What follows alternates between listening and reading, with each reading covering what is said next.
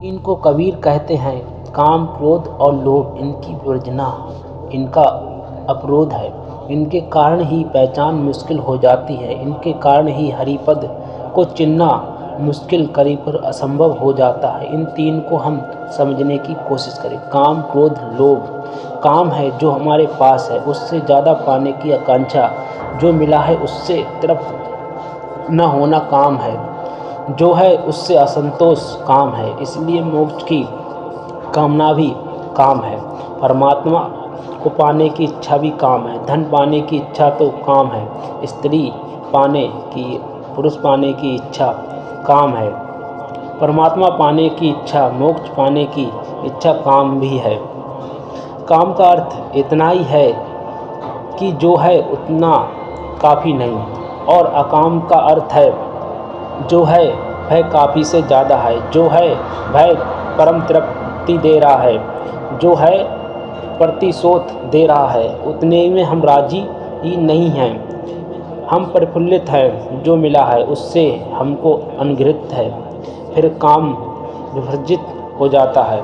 इसलिए ध्यान रखना, दो तरह के कामी हैं, संसारिक और धार्मिक। संसारिक कामी बाजार में बैठा है, वह धन इकट्ठा कर रहा है, वह प्रतिष्ठा इकट्ठा कर रहा है, मकान बड़े बड़े किए जा रहा है। और एक धार्मिक कामी है जो सन्यासी हो गया, मुनि हो गया, मंदिर में बैठा है, आश्रम में बैठा है, लेकिन वह भी कामी है। उसकी कामना का विषय बदल गया, लेकिन कामना नहीं बदली।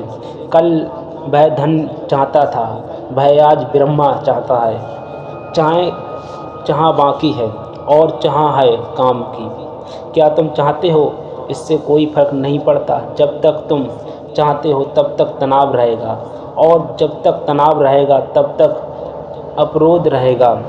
अब तक तुम मांगते रहोगे तब तक तुम्हारी आँख भार लगी रहेगी। जब तक तुम चाहना से भरे रहोगे तब तक तुम भविष्य से भरे रहोगे। तुम्हारा मन दौड़ता रहेगा। कल की तरफ भीतर कैसे जाओगे?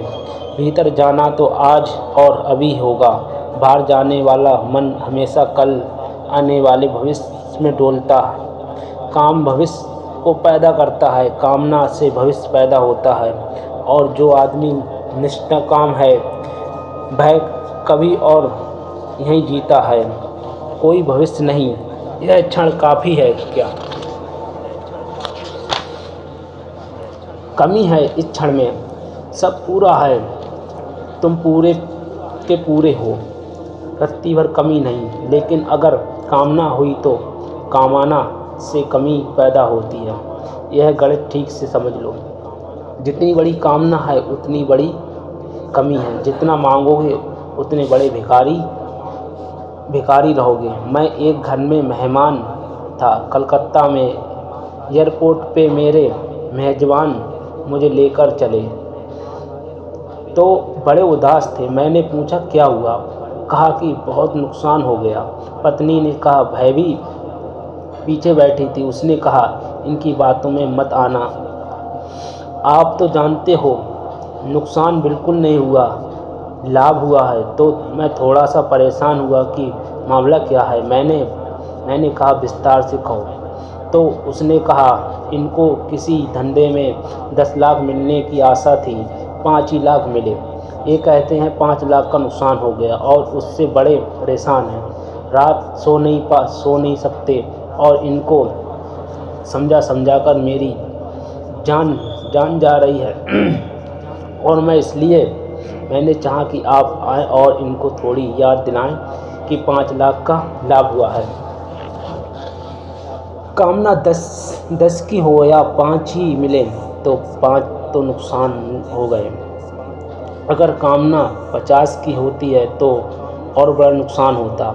अगर कामना 10 करोड़ की होती, भिखारी ही हो गए होते, दिवाला ही निकल गया होता। जितनी बड़ी कामना होती चली जाती है उतना बड़ा भिखारीपन बढ़ता चला जाता है। इसलिए सम्राटों से बड़े भिखारी तुम्हें कहीं नहीं पा सकोगे, और धनियों से बड़े दरिद्र खोजना मुश्किल है।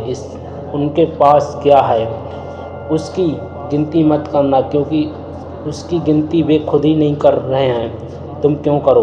उनके पास जो है उसका हिसाब मत करना, तब तुम्हें पता चलेगा यही भूल हो रही है। तुम पास जो है उसका हिसाब करना, तुम्हें पता चलेगा यही भूल है। देखते हो धनी को तो तुम उसका हिसाब लगाते हो जो उसके पास है, कितना बड़ा मकान है, कितनी बड़ी कार है, कितनी बड़ी ज़मीन है, तुम इसका हिसाब लगा रहे हो।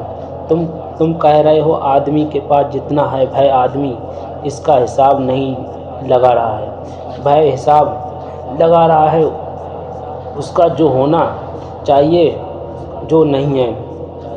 तुम ईर्ष्या से भरे जा रहे हो कि काश इतना मेरे पास होता, और मैं आदमी अपनी तृष्णा से मरा जा रहा हूँ, क्योंकि यह तो कुछ भी नहीं है। सपने कभी पूरे नहीं होते, क्योंकि अगर पूरे ही हो जाएं तो सपने बड़े लोचपूर्ण है।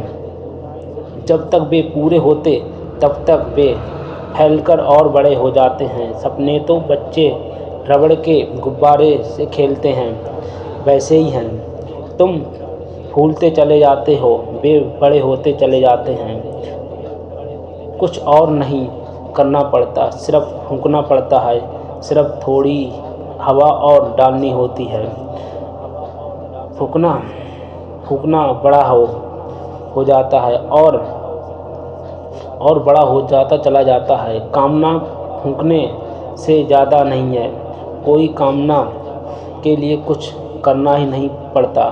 आराम से कुर्सी बैठकर तुम जितना देखना चाहो उतना देख सकते हो, और बच्चों को फूंकने को फूट भी जाते हैं, और ज़्यादा फूंकने जाए कामना के फूंकने कभी नहीं फूटते, क्योंकि वे तो फूंकना कम से कम कुछ तो है। माना कि बहुत पतली रबड़ है और भीतर सिर्फ गर्म हवा है, लेकिन सपने के फूंकने में उतनी पतली रबड़ भी नहीं, वह हवा की हवा है। उसको कुछ फैलाते चले जाते हो, और यह काश भी छोटा है तुम्हारे सपनों से। उसकी कोई सीमा नहीं। दुनिया में दो चीज़ें असीम हैं, एक सपना और एक ब्रह्मा। बस दो चीज़ें असीम हैं, उसमें से एक है और एक बिल्कुल नहीं है।